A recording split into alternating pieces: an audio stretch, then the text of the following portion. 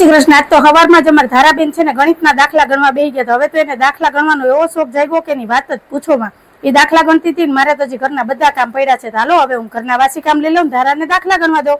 પેલા તો મેં છે ને કપડાનું જ કામ ઉપાડ્યું, કપડાને ઘાણ કાઢ્યું ને કપડા સૂકવી દીધા, પછી ઘરના બધા વાસી કામ કરીને ઘર મસ્ત એવું ચમકાવી દીધું। ત્યાં મમતાબેન આવી ગયા ને હાથો-હાથ વાસણ પણ ઉટકાઈ ગયા, ત્યાં પતિદેવ આવી ગયા બાલદાઢી કરાવી।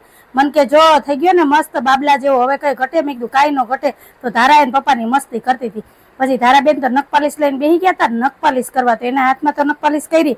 મને કે મમ્મી લાઈ તને કરી દો, એટલે મારા પગમાં હાથમાં નખપાલીશ કરી દીધી। કહેવત છે ને કે દીકરી મોટી થાય ત્યાં પેરી ઓઢી લ્યો ને વહુ આવે ને ત્યાં ખાઈ પી લ્યો। તો તમારે બધાને શું કહેવાનું છે એ કહેજો। આ તો પતિદેવ નાઈ ને મસ્ત એવા તૈયાર થઈ ગયા ને જય શ્રી કૃષ્ણ કરીને આયલા દુકાને જવા। એ દુકાને ગયા।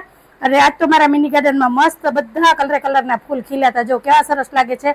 મને તો ફૂલઝાડનો બહુ જ શોખ છે, તમને ફૂલઝાડ ગમે કે નહીં મને કહેજો કહેજો। પછી બપોરની રસોઈનો ટાઈમ થઈ ગયો ને એટલે સફેદ કારેલા લઈ લીધા ને મૂકી દીધા મેં બાફા। રસોઈ બનાવું ને ત્યાં તો બા આવ્યા, બાને મજા નહોતી ને એટલે આવીને સીધા જીતો લાંબા લ થઈને ધોઈ ગયા ને મેં મસ્ત એવું ભરેલ કારેલાનું શાક બનાવીને તૈયાર કરીને રસોઈ થઈ ગઈ। ત્યાં પતિદેવ આવી ગયા એટલે અમે બધા બપોરા કરવા બેસી ગયા।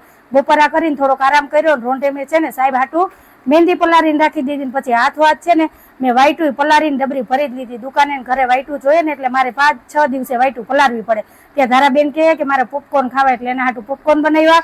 તો આવી જાવ તમે બધા પોપકોર્ન ખાવાના। આ તો મારો આજનો વિડીયો, જો તમને ગમ્યો હોય તો વિડીયોને લાઈક કરજો, શેર કરજો, સબસ્ક્રાઇબ કરજો અને કમેન્ટમાં કહેજો કે તમને પોપકોર્ન ભાવે કે નહીં। આવજો, જય ભોલેનાથ, જય શ્રી રામ।